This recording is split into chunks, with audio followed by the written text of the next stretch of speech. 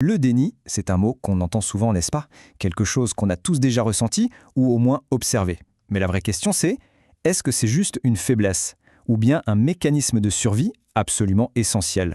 En se penchant sur l'essai de Pierre G. Martin, on va décortiquer une idée assez fascinante. Et si ce réflexe qui est là pour nous protéger pouvait en fait être retourné contre nous pour devenir un outil de contrôle? Voilà la question de départ, le cœur du sujet. Le déni, un mode de survie? Pour pouvoir y répondre, il faut d'abord comprendre pourquoi, à la base, ce mécanisme nous est indispensable.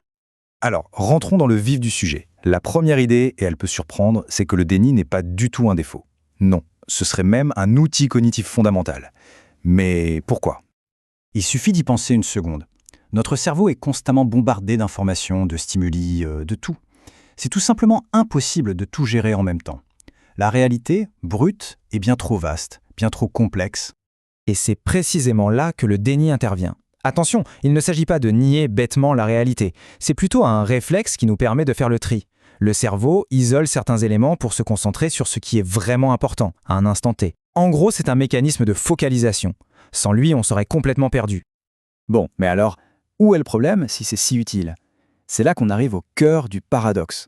Ce réflexe, qui est là pour nous sauver, peut se retourner contre nous et devenir une véritable menace. Cette citation de Pierre G. Martin, elle résume parfaitement le problème. Comment est-ce qu'un mécanisme de protection peut finir par nous mettre en danger? Pour le comprendre, il faut regarder quand est-ce qu'il fonctionne et surtout quand est-ce qu'il déraille.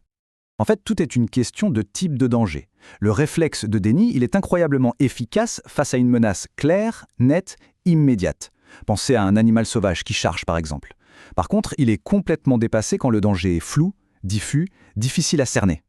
Quand ça marche bien, ça crée ce qu'on pourrait appeler une vision tunnel. Face à un danger précis, le cerveau se met en mode focus total. Il ignore tout le reste pour se concentrer sur la menace. Dans la bonne situation, c'est un vrai super pouvoir cognitif. Mais alors, que se passe-t-il quand les menaces ne sont pas claires et précises? Eh bien, on entre dans une phase beaucoup plus sombre, une sorte de spirale infernale, la paralysie par la peur. Et là, on assiste à une véritable réaction en chaîne. Tout commence par la confusion face à ces dangers multiples et flous. Cette confusion, elle mène à l'indécision. L'indécision, elle, nourrit une peur qui devient irrationnelle, généralisée. Et à ce stade, le déni n'est plus un outil temporaire, il devient un état permanent. Le cerveau, complètement dépassé, se met en quelque sorte en veille. Il se retire dans ce que l'essai nomme une douce torpeur. C'est une image forte, un brouillard un peu confortable qui nous protège de l'angoisse, oui, mais qui en même temps nous empêche complètement d'agir. C'est un refuge, mais un refuge paralysant. Et on en arrive maintenant à l'idée la plus provocatrice de l'essai. Et si cet état de paralysie n'était pas seulement un accident cognitif? Et si en fait il pouvait être intentionnellement provoqué? C'est ici que l'analyse bascule dans le politique. Selon l'auteur, et c'est bien son argument, cet état de confusion généralisée pourrait être activement entretenu. Comment? Par la création de menaces constantes, qu'elles soient réelles ou plus ou moins réelles.